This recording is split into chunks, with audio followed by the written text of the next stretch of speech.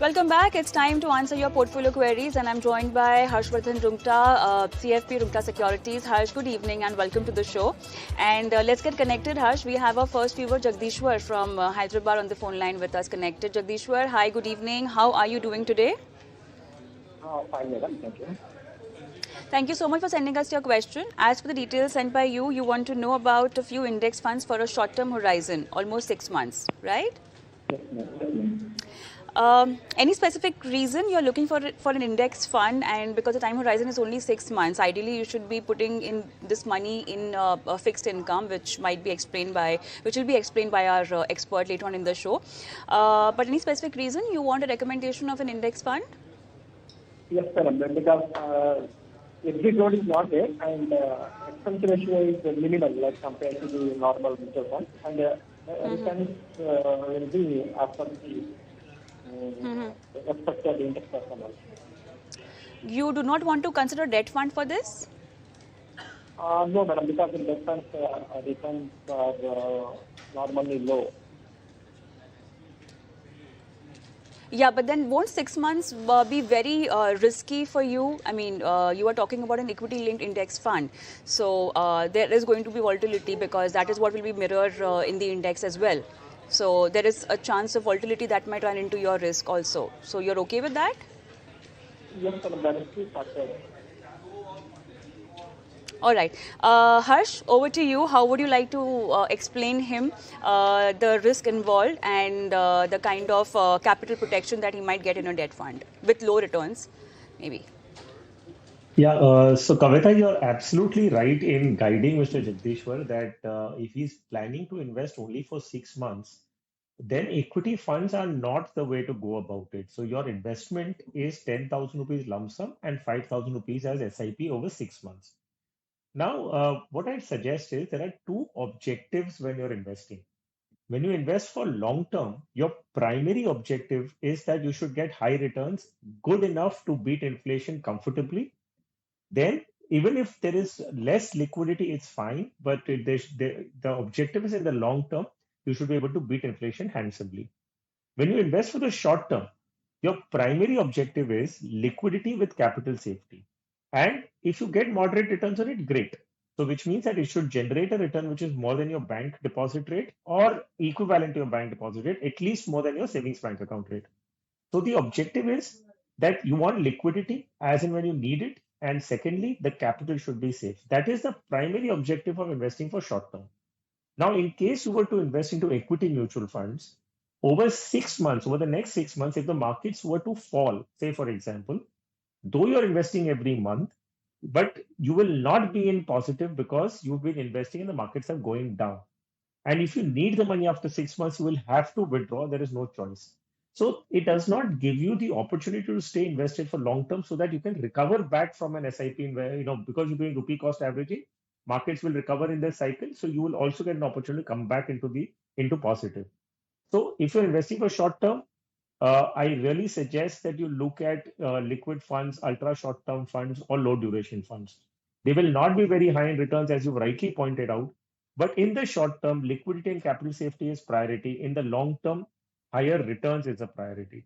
So you'll have to figure out the balance between the two and understand the difference rather between the two, and then invest your money. I can suggest one fund for you, which is Mira Asset Ultra Short Duration Fund.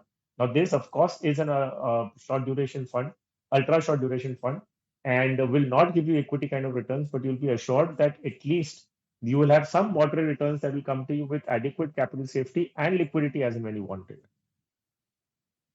All right, Jagdishwar, is there anything else? Because see, because it's just 6 months of duration time, it's better if you look at capital protection is what even Harsh suggesting. Is there anything else you want to ask Harsh? Okay, I don't think we have him on the phone line, but then I hope he got the answer and the proper guidance that he needed. Harsh, let's move on and let's take Dr. Pramod Chebi's question. He wants to know that he's saying that if I have ongoing SIP in multiple regular mutual funds for a period of 5 years, is it advisable to shift to same direct funds? And if yes, what is the best way to do it? And Dr. Pramod is not the only viewer over here who wants to shift from regular plans to direct plans. You know, Harsh, we are seeing, and I'm sure because you have a better hand on the ground reality. You must be aware of how investors want to shift from regular to direct plans. The difference in the NAV and obviously return being one of the primary criterias. First, would you recommend someone to do it? And if you're recommending, on what basis one should be doing that?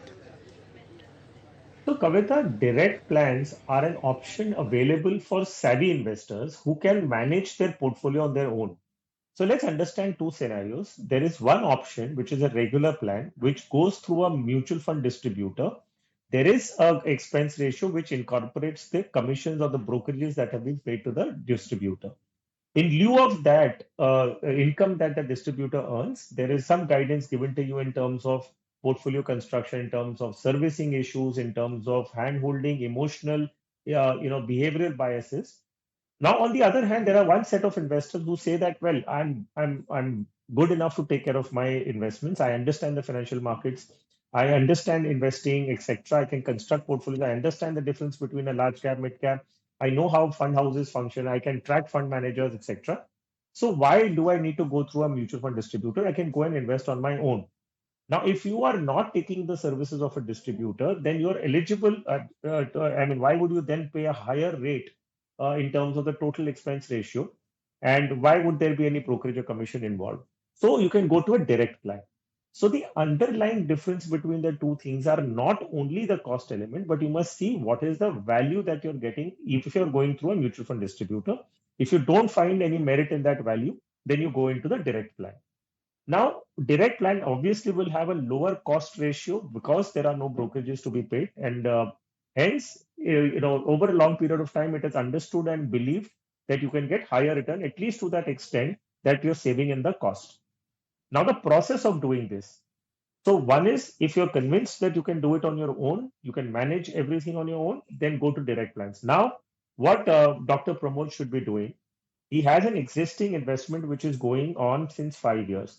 So he'll have to execute a switch transaction, which means that if he's investing in ABC fund regular plan, he'll have to go to ABC fund direct plan. So you'll have to switch from a regular plan into a direct plan. This switch transaction, be mindful, that has a capital gains implication. So it is basically saying that you're redeeming out of one plan and going into the other plan. Though it may be the same scheme, but it has different NAVs. They are two different schemes for all practical purposes. So you will have redemption from a regular plan going into the direct plan. So whatever long-term, short-term capital gains implications are there, you will have to bear that as a one-time expense. The other is the SIPs which you have registered and as a mandate that you've given for your regular plan, you'll have to cancel those mandates so that fresh SIPs will not get hit into the regular plan.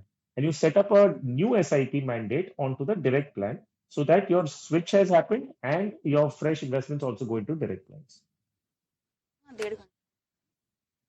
You explained quite in detail, and I'm sure, along with Dr. Chebi, all other viewers who are confused between being in a regular plan or shifting to a direct plan might have got a good takeaway. Let's take Mr. Ampolo Kishore's question, and he says that he's 37 years old with a long-term investment horizon of almost 10 to 15 years. He has a specific goal, saving for his child marriage 20 years from now. He's given you his portfolio details. I will not read out the funds, but then he wants you to advise him on his fund mix, which funds he should be holding, which funds he should exit, and if at all he wants to increase his investments, what should be the fund selection for that. So, well, Kavita, he's rightly identified that he has about 13 schemes in which he's putting a total of 27,000 rupees as SIPs. So, certainly you don't need that many number of schemes. What I'm going to do is I'm going to pick out 5 schemes from his existing portfolio, and he can invest his entire 27,000 rupees into these schemes. Plus, going further, if he has any further investments to make, there's ample room to use the same schemes to add up your SIPs.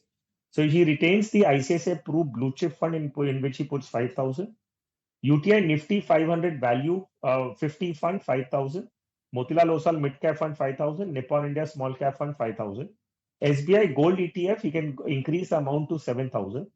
I also recommend that he continues with his PPF. He is putting about 500 rupees per month. In case he wishes to increase that amount, he can proportionately reduce that amount from an SBI Gold ETF. So if he wants to increase the SIP or rather the investment into PPF from 500 to say 2000, then he should reduce the SBI gold fund by 1,500 rupees. So just correspondingly, just switch, make that balance. Further going, if he has any more investments to make, increase his SIPs, these 5 schemes are good enough.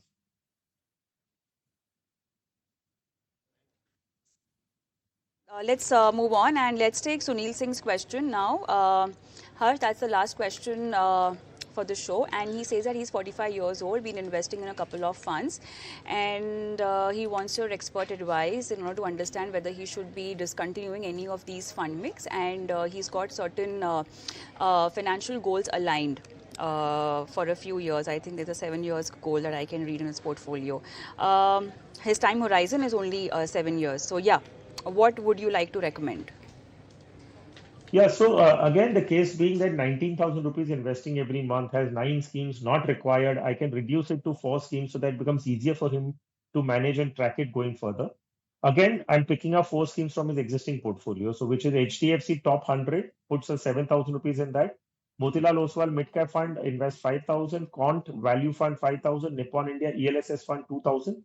So ELSS is the same amount which he's already investing because maybe he's aligned that towards his ATC requirements. Of course, redeem out of all other funds and consolidate them only into these 3 schemes, excluding the ELSS, of course. Keep it only into the 3 schemes, HDFC Top 100, Motilal Oswal Mid Cap Fund, and Quant Value Fund. Now, one point I want to highlight here, he needs the money after 7 years. So 5 years from now, start moving money into debt gradually because he needs the money in 7 years. So don't wait for the last day of into equities. If the markets get volatile, you might just have a lot of volatility in your portfolio. Rather, 2 years prior to when you need the money, start moving it from equity to debt gradually. Harsh, I think with that, we are done with the viewer queries also on the show. But thank you so much for taking time out and answering our viewers' portfolio queries live on the show. Thank you. And for all the viewers, I'm going to leave you with our WhatsApp number and email ID. So just in case you want to send across your investment, insurance, credit card, loan, or any specific financial strategy related questions, you can do that on our WhatsApp number and email ID. Thank you so much for watching. Goodbye.